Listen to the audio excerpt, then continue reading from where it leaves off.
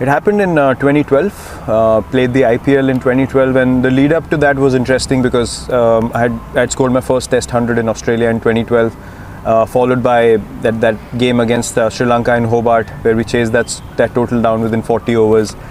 That came out of nowhere. Honestly, I did not believe that I could do something like that at the international stage. It happened.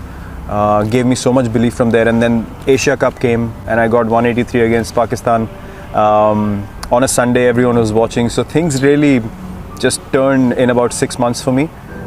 But I forgot the basics of the game. I started, becoming more desperate, and I thought, this IPL, I'm going to dominate everyone. But the moment IPL started, a few games which didn't go my way, and my mindset completely dropped to the other end. I was eating anything that came in sight. I was finishing, candy packets, 40 pieces a packet. I would finish 3 packets a week. I was eating horribly, sleeping horribly. My habits were all over the place. And I finished IPL. I remember I went home, came out of the shower first day, and I saw myself in the mirror, and I was ashamed. It was literally, I saw myself and I thought, I'm looking at another human being, and I told myself, look, if you want to play cricket at the highest level, this is not the way that you can manage. And from next day onwards, I changed everything about my diet, the way I trained, everything, and from then on it was just an obsession.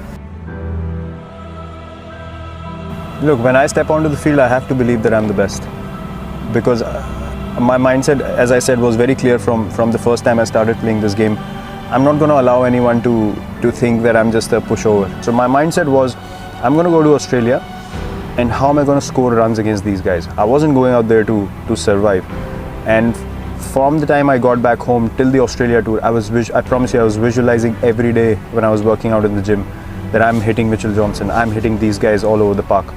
And those things came to life eventually because I convinced myself to an extent. When I went there, I was absolutely fearless, and things just started flowing.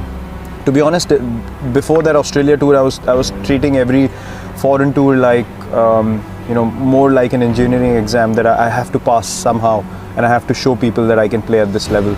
But there I realized that, once you're down and out, there was hardly anyone who came to help me. There was hardly anyone who was looking towards me and saying, listen, let's work together and try to get your game up to speed. Everyone was just going after me left, right and center. So I was like, am I playing to prove these people wrong? For what? I've got nothing to do with them, and they literally have nothing to contribute in my life. So I went back home. I was down for quite a bit. The great thing that happened at that stage was I realized who's with me, who's not. Things were filtered to an extent that I just got so relaxed. When I went back home, I was like, okay, I've hit rock bottom now. No one believes in me. Everyone thinks I should not be playing Test cricket.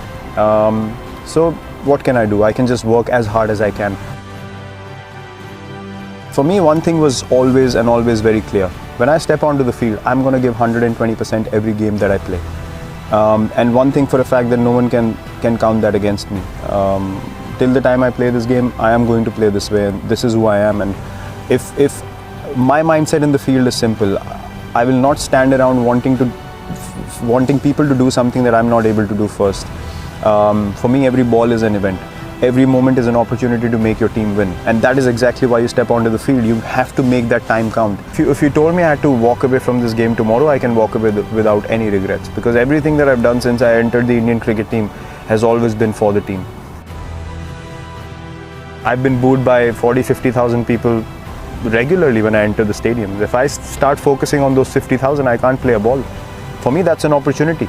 That's an opportunity for me to say, okay, fine, things are stacked up against me. Let me test myself how good I am. There always have been 2 options for me. Either it's fight or flight, and I've never taken flight. Fight or flight. I've never taken flight. For me, that's just not because look, I can take flight if I can't sleep peacefully at night.